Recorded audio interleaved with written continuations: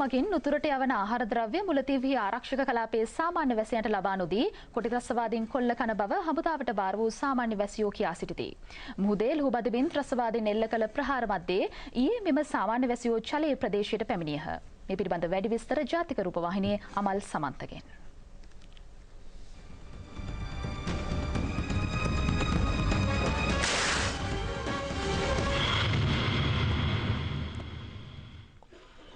කුඩා ළමුන් ඇතුළු සාමාන්‍ය වැසියන් 24 දෙනෙක් මෙම කණ්ඩායමට ඇතුළත් වුණා. 55 සේනාංකයේ 553 බල සේනාව මෙහෙවන සාමාන්‍ය වැසියන් පිළිගැනීමේ මධ්‍යස්ථානයේ වෙත මෙම වැසියන් පිරිස ළඟා වන විට ත්‍රස්තවාදීන්ගේ වෙඩි ප්‍රහාරයට ලක් වූ පුද්ගලයෙකු මියගොස් සිටියා. මියගොස් තිබුණේ මෑගේ පියායි.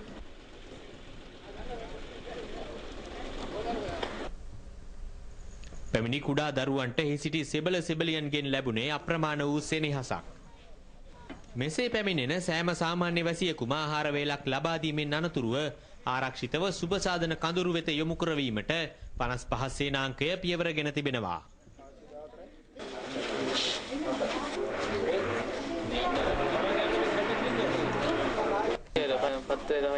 පාන්දරම කැබ්‍රත් වලින් කොටි එනවා අපි අල්ල ගන්න.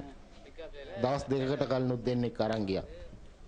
මිනිස්සු කොටින්ට හොඳටම ගැහුවා. උනුත් ගැහුවා. කොටි වෙඩි තියලා මගේ අම්මා මැරුණා.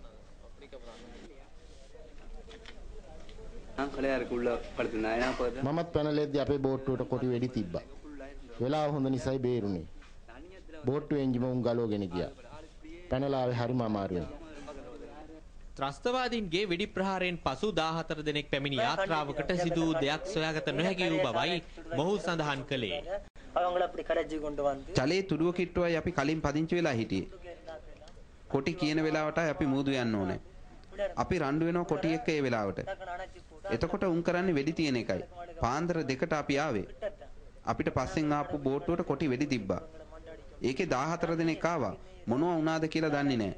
ඒ බෝට්ටුව ආවෙත් නැහැ. රජයෙන් එවන කෑම නැව කොටි වට කරගෙන ලොකු ආරක්ෂක වලල්ලක් හදා ගන්නවා.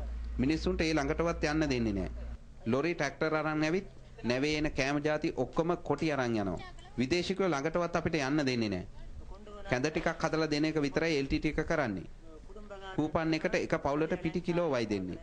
පවුලේ කීයක් හිටියත් වැඩක් නැහැ උන්ට. සල්ලි දීලා ගන්නවා නම් පිටි කිලෝ රුපියල් 150ට වැඩි. දවසක් අපි ඔක්කොම කතා වෙලා කොටින්ට ගහලා බලෙන්ම ගිහින් විදේශික මහතුරුන්ට ලියුම් දීලා අපේ දුක කිව්වා. ඒත් කිසිම වැඩක් උනේ නැහැ. ඊයේ 3-4000 කෙන් හැදුවා ගොඩ බිමින්. කොටි වට කරලා වෙඩි තිබ්බා. මිනිස්සු 5 දෙනෙක් විතර මැරුණා. ඊට පස්සේ බයට මිනිස්සු හැරිලා ගියා. ළඟදී මිනිස්සු 5000ක් විතර එකතු වෙලා කොටි පොලිසියට ගහලා උන්ගේ තෙල් බවුසරත් ගිනි තිබ්බා. උන් වෙඩි තිබ්බත් විදේශිකයෝ ඒක වළක්වන්න උත්සාහ ගත්තේ නැහැ.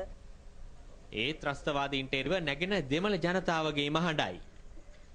යුද මුක්ත ආරක්ෂිත කලාපයේ ත්‍රස්තවාදීන්ගේ සැබෑ ස්වරූපයද මෙයයි. ත්‍රස්තවාදීන්ගෙන් තවදුරටත් බැටකන අහිංසක දෙමළ ජනතාව මුහුණ දී සිටින මෙම ඛේදනීය ඊරණම සහ කොටි ත්‍රස්තවාදීන්ගේ සැබෑ තත්වය අන්තර්ජාතික ප්‍රජාව නිසි ලෙස අවබෝධ කොටගෙන සිටින්නේද යන්න විශාල ගැටලුවක්.